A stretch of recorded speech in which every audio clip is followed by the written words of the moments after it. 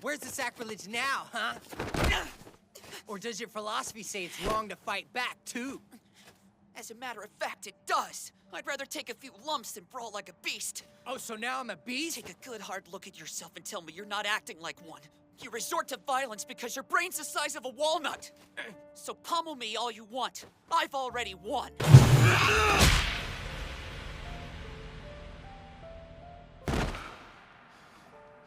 Much like Aaron, Armin started his story as a weak and helpless victim. Whenever he was in trouble with bullies, he always needed his friends to come and save him. Because of this, he considered himself a nuisance to them.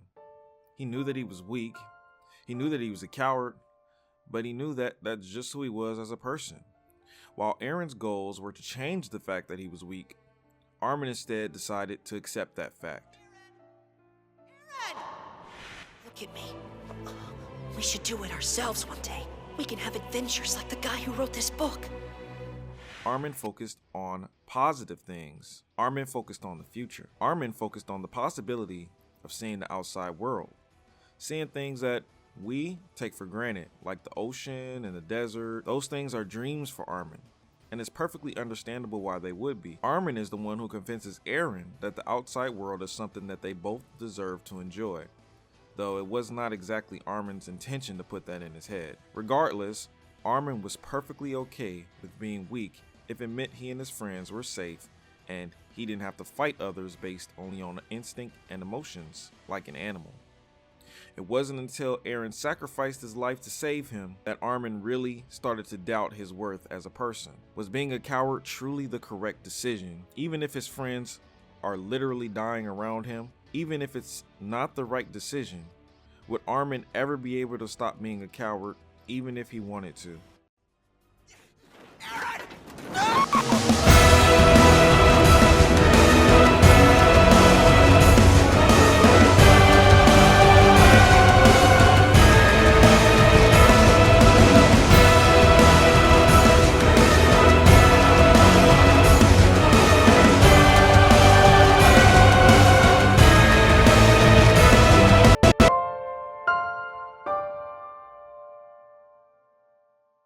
After Aaron is revealed to be alive, Armin is asked by Aaron to decide if they should negotiate or run. This is unfathomable to Armin. How could Aaron ask a weak coward like himself to make this decision? How could Aaron trust Armin with his life after Armin watched him get eaten just a few hours earlier? Aaron tells Armin that he believes in him, that he was not a nuisance, but in fact a logically sound person. Turns out that if Armin were not a coward and did not go to get Hannes, Aaron and Mikasa would probably not have survived the first Titan attack in Shiganshina.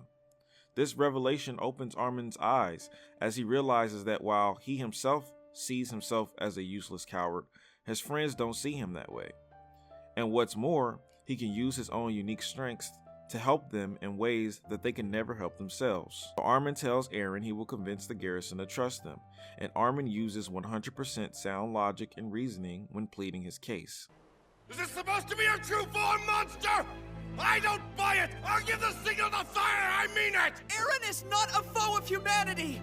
We're willing to cooperate with military command and share everything we've learned about his powers! Your pleas fall on deaf ears! He revealed his true form, and because of that threat, he cannot leave here alive! If you insist he's not an enemy of ours, show me proof! Otherwise, we'll blast him back to whatever nightmare he crawled out of! You don't need any proof!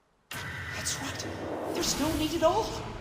The fact of the matter is, it doesn't matter what we perceive him to be! What? The reports say hundreds of soldiers saw him, and those who were there say they saw him fighting other Titans! And that means they saw him get swarmed by the Titans as well! To put it plainly, the Titans saw him the same way they see each and every human being, as their prey! And it doesn't matter how else you may look at it! That is an irrefutable fact!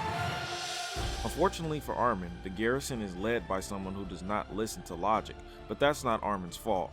He was not able to convince them as he said he would, but his plan and his argument was sound. This sound logic and deduction continues throughout the first arc of the series. Before Aaron is revealed to be a Titan, Armin comes up with a strategy to get more gas for the weary soldiers from the Titan-infested HQ. He comes up with a plan to use the boulder to seal the hole.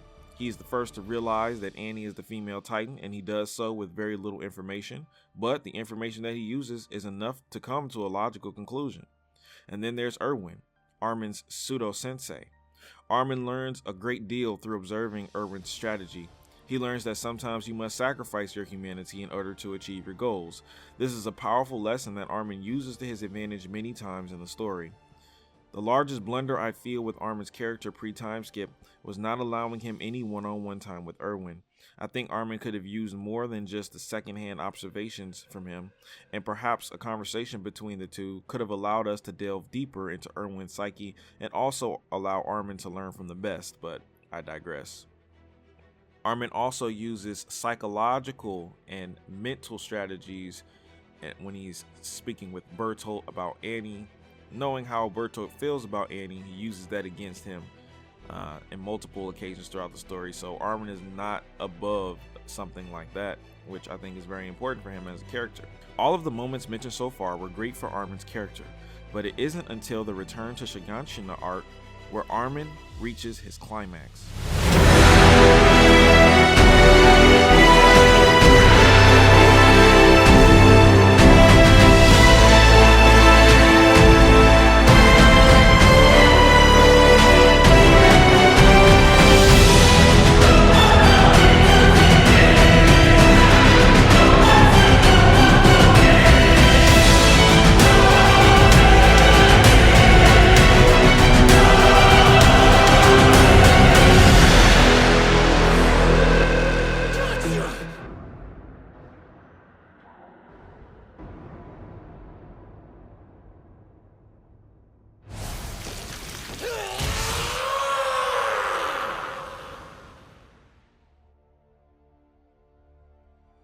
The Return to Shiganshina is the best section of the story in my opinion for many reasons.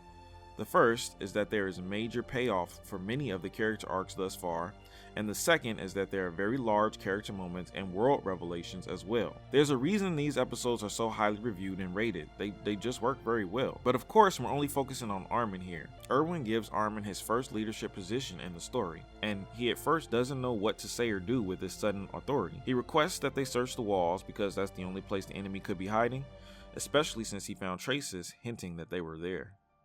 Of course, they are there and in the walls, which is something no one else would have guessed except for Armin, and because of this, Reiner is almost killed before the fight even starts. But once the fight starts, Erwin and Armin are separated, and Hanji is taken out of commission.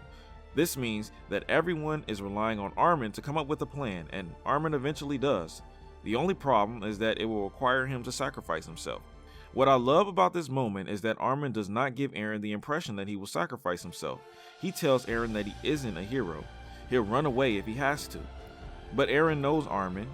Eren knows that Armin is not like that at all, but he has to trust him. He has to trust his best friend, even if that means he will die. Armin's plan works and he is burnt to a crisp but still alive, barely holding on. Eren pleads with Levi to bring him back and have him eat Bertolt, but Levi hesitates. When it's discovered that Erwin is still alive and also a possible recipient of the serum, Levi decides that it's best to bring back Erwin. It isn't until Erwin essentially says no that Levi decides to go with Armin.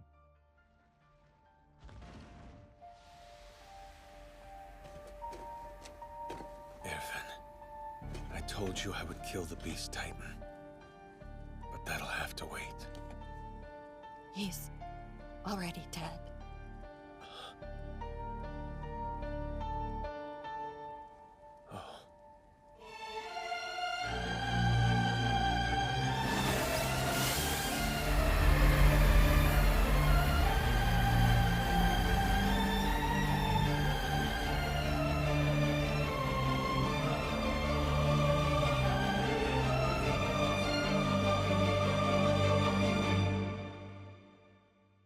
Now Armin has huge boots to fill.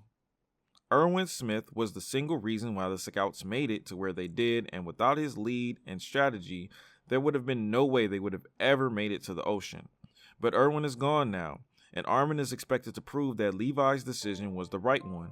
He's expected to do this for both the characters in the story and also the audience. Now there are many different directions to go with Armin's character after this development. You can make him someone who tries desperately to be Erwin, but learns in the end to just be himself. You can make him someone who gets obsessed with winning for humanity to the point where he starts to push his friends away. You can make him someone who starts to question his self-worth, only to be justified as worthy by his friends, just like in the start of the story. Instead, what we got was an indecisive, illogical, passive, and reactionary character. He does nothing to lead the scouts to victory. He doesn't come up with a plan or counter to Eren or the Jaegerists. He doesn't do much of anything. He becomes friends with Annie, who isn't speaking to him, which can be explained by Bert liking Annie, but not really, because that's never happened to any other shifter in the story. What's worse is, Annie was a brutal monster who indirectly and directly killed many of his friends and loved ones without a care. When presented with an opportunity to speak with Eren, he lets his emotion get the better of him. And when Eren reveals his plan to everyone, Armin decides that he would have to kill his best friend to save the world. Armin has always been against meaningless violence, but not violence itself. He understands that violence, both physically and mentally, are sometimes necessary. He understands why Eren wants to destroy the world, but instead of coming up with a counter-argument, instead of logically showing Eren why he is wrong in his ideals, instead of taking advantage of the one moment he has to convince his lifelong friend not to continue down the path that he is on, he resorts to unnecessarily attacking him. Once again, I'll be making a video about why this table scene fails on every level, and one of them is this.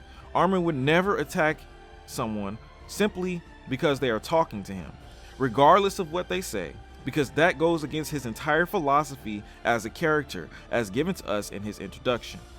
At the end of the story, he resorts to petty insults and guilt tripping and punches Eren again, doubling down on his hypocritical and contradictory logic. How can he say that Eren is wrong for what he is doing, while at the same time attacking Eren every time he says something he doesn't like? To add insult to injury, he even thanks Eren because he killed everyone for their sake. Armin already knew that Eren was destroying the world for their sake, and he didn't care. They all knew, because Eren told them, and they still wanted to kill him regardless. This is not a consistent character. He isn't even being consistent in the same arc. Sometimes, not even in the same chapter. Needless to say, the Armin from the first half of the story would never behave this way. He would instead try to find a solution to his problem, a middle ground, or he would use logic and reasoning to come up with a plan to stop Eren before it's too late. He sort of comes up with a plan, but logically speaking, his plan is awful. His plan is just jump on Eren and kill him. He has no idea what Eren is capable of, nor does he know where Eren's body is located. And because of this, he puts all of his comrades at risk. Compare this strategy to Armin's strategy when fighting Bertolt, and there's a night and day difference.